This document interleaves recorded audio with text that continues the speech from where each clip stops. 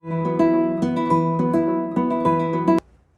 का हमारा टॉपिक है बच्चों इलेक्ट्रोलाइसिस। इलेक्ट्रोलाइसिस एक बहुत ही इंपॉर्टेंट टॉपिक है। अगर आप इसको ध्यान से समझो तो मेरी गारंटी है कि 5 मिनट के अंदर आपको सारा टॉपिक क्लियर हो जाएगा और इसका एक भी ऐसा क्वेश्चन नहीं होगा जो आप नहीं कर पाओ। तो चलिए स्टार्ट करते हैं इलेक्ट्रोलाइसिस। अब सबसे पहले मैं इलेक्ट्रोलाइसिस के लिए एक इलेक्ट्रोलाइटिक सेल बना देता हूं और हम देखते हैं कि हम लोग यहाँ पे इलेक्ट्रोलाइसिस क्यों पढ़ रहे हैं। देखो, एक इलेक्ट्रोलाइटिक सेल है जिसमें हमने एक बैटरी लगाई हुई है, एक नेगेटिव टर्मिनल और एक पॉजिटिव। नेगेटिव टर्मिनल को आप क्या बोलते हो? कैथोड। और पॉजिटिव टर्मिनल को क्या बोलते हो बेटा? एनोड बोलते हो। और यहाँ पर हमने क्या भरा हुआ है? Electrolytic solution. अब हम इलेक्ट्रोलाइसिस यहाँ पे क्यों पढ़ रहे हैं?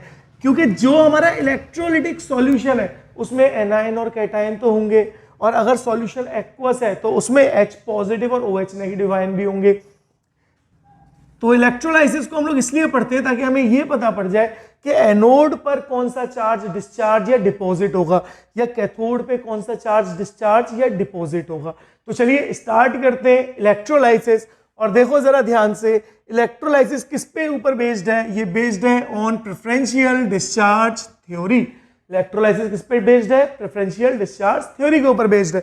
और क्या लिखा हुआ है? To discharge an ion at a particular electrode a definite potential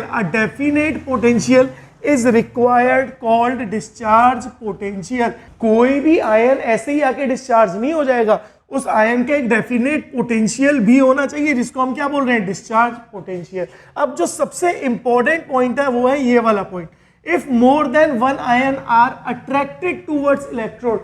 अगर एक से ज्यादा आयन्स इलेक्ट्रोड की तरफ अट्रैक्ट हो रहे हैं तो सिर्फ वो ही आयन डिस्चार्ज होगा इलेक्ट्रोड पर जिसके पास least value of discharge potential होगी।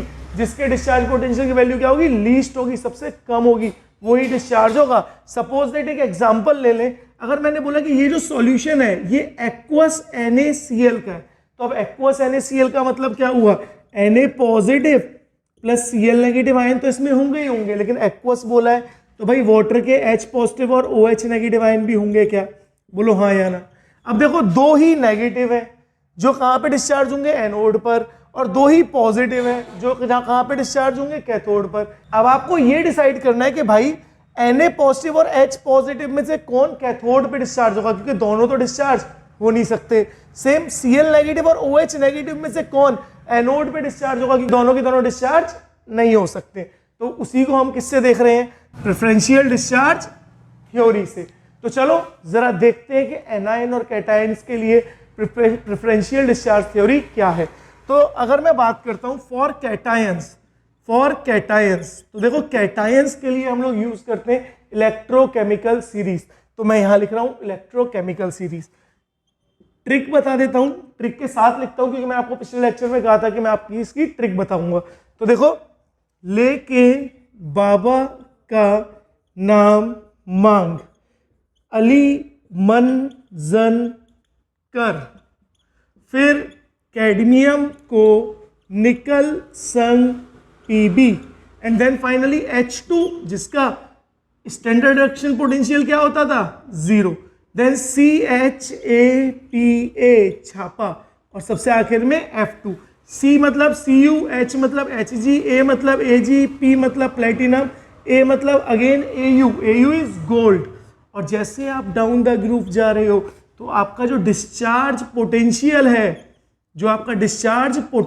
है, बच्चों, वो देखो क्या होता जाएगा? वो कम होता जाएगा। अभी उस क्वेश्चन को जो है ना इसी के बेसिस पे सॉल्व करेंगे। अभी आप देखो, ये मैंने इलेक्ट्रोकेमिकल सीरीज लिखी है। दोबारा से ट्रिक बता देता हूं, लेके बाबा का नाम मांग, अली मन जन कर, फिर कैडमियम को निकल संग Pb, and then H2, and then फिर छापा। This is the preferential discharge potential for cations. Now अगर हम बात करें फॉर एनायंस, तो जरा ध्यान से देखो, फॉर एनायंस, तो एनायंस के लिए आपको ज्यादा नहीं करना, आपको तो बस क्या करना है? सुनो CBI, बस इतना याद रखना है। देखो इसकी भी ट्रिक बता दी है मैंने।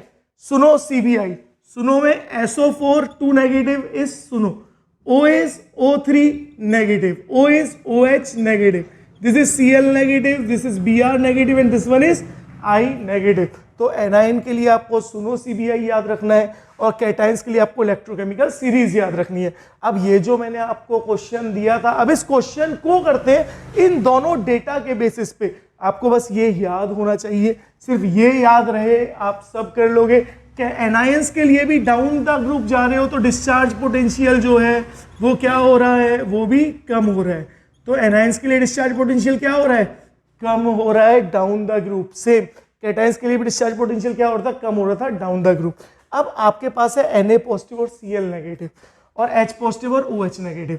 अब अगर मैं बात करूं एनोड, तो एनोड पे क्या होता है, एनोड पे होता है ऑक्सीडेशन। ऑक्सीडेशन का मतलब लॉस ऑफ इलेक्ट्रॉन। अब इलेक्ट्रॉन कौन लॉस कर सकते हैं, जिनके पास भाई नेगेटिव चार्ज है। जिनके पास पॉजिटिव हो तो क्या करेंगे, इलेक्ट्रॉन को गेन करेंगे। तो अब इन दोनों में से इलेक्ट्रॉन को कौन लूज करेगा, एनोड के ऊपर कौन जाएगा, जरा ध्यान से देखो।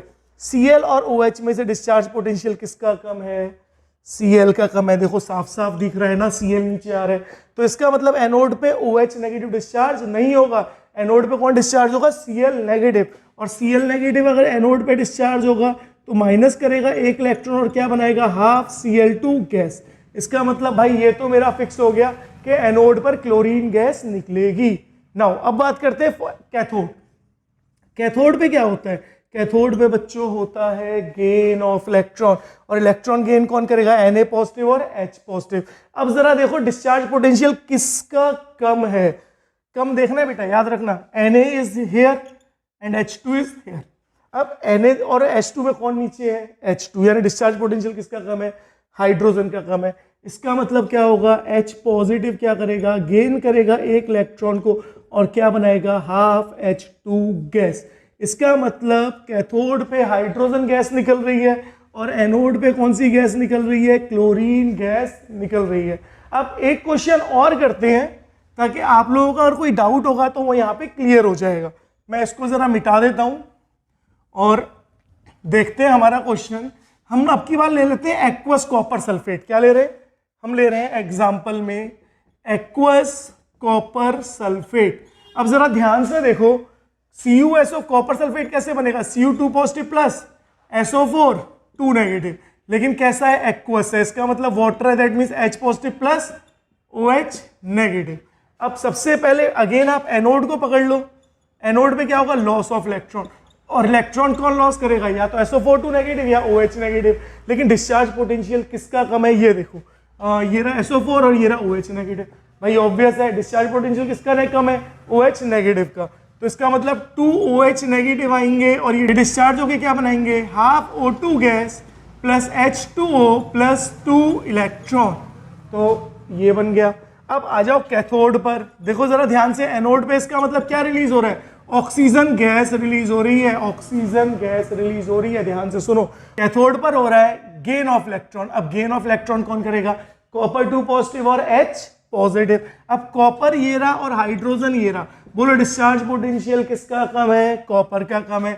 इसका मतलब कॉपर 2 पॉजिटिव क्या करेगा, 2 इलेक्ट्रॉन को गेन करेगा और क्या बनाएगा, कॉपर सॉलिड। इसका मतलब जरूरी नहीं है कि हमेशा गैस ही निकले। अब की बार कैथोड पे क्या डिपॉजिट हो गया है, कॉपर मेटल डिपॉजिट हो गया है। तो यही है बच्चों आपका इलेक्ट्रोलाइसिस एंड फंडा ऑफ इलेक्ट्रोलाइसिस। अब आप इसके सारे क्वेश्चंस कर सकते हो। आज के लिए इतना ही, बाकी पढ़ेंगे नेक्स्ट।